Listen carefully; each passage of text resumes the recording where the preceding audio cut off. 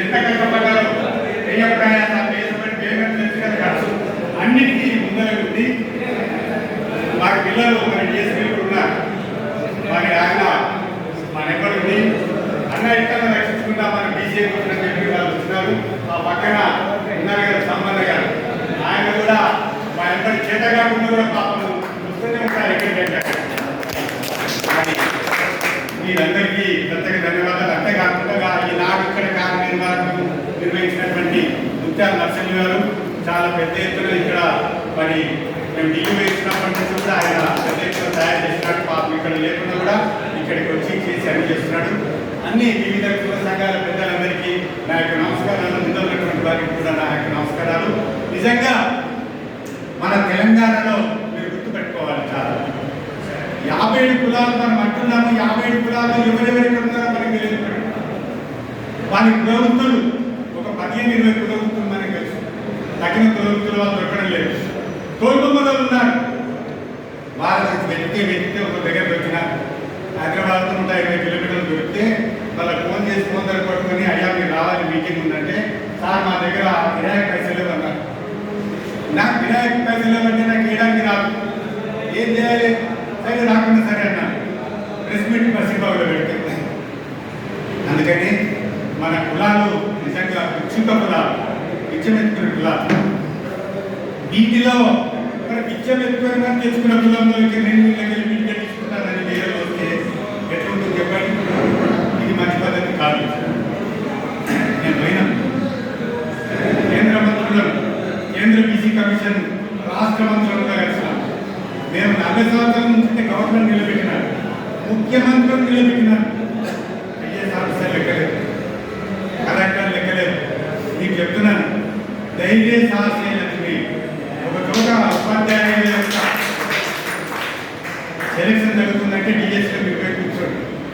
BC గ్రూప్లో మనన్న పర్సెంటేజ్లో మన వాళ్ళు వచ్చినారా లేదా, దొంగలు ఎవరొచ్చున్నారా, వస్తే వాళ్ళని ముందు కనపడానికి ప్రయత్నం చేయండి.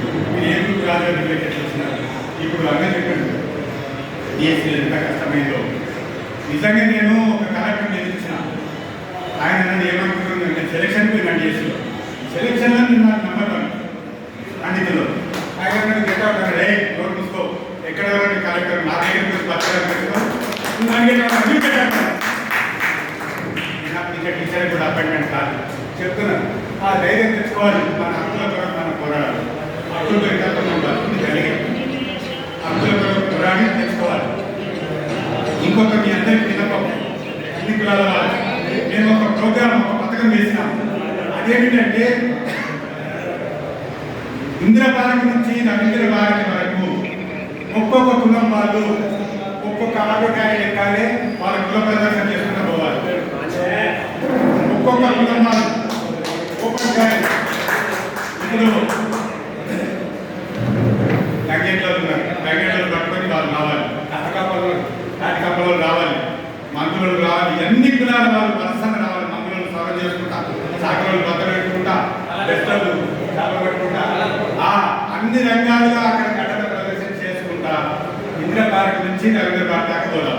మేము సెంట్రల్ గవర్నమెంట్ నుంచి పర్మిషన్ తీసుకుంటాం, గవర్నమెంట్ పర్మిషన్ తీసుకుంటాం, డేట్ తీసుకుంటాం.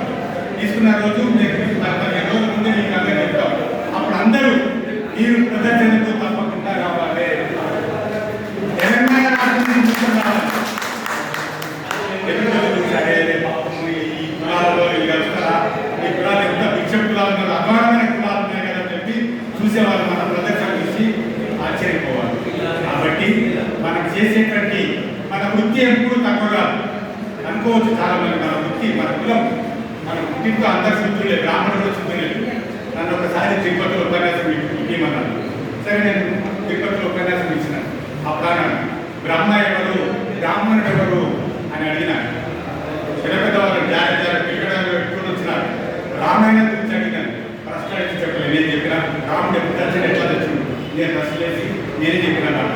కాబట్టి మనం ఎప్పుడు తక్కువగా ఉండదు. మనం వచ్చిన ఇక్కడి నుంచే పోచమ్మలు, ఇక్కడేమంటారు పెద్దమ్మలు అంటే ఏరియా, పెద్దమ్మలు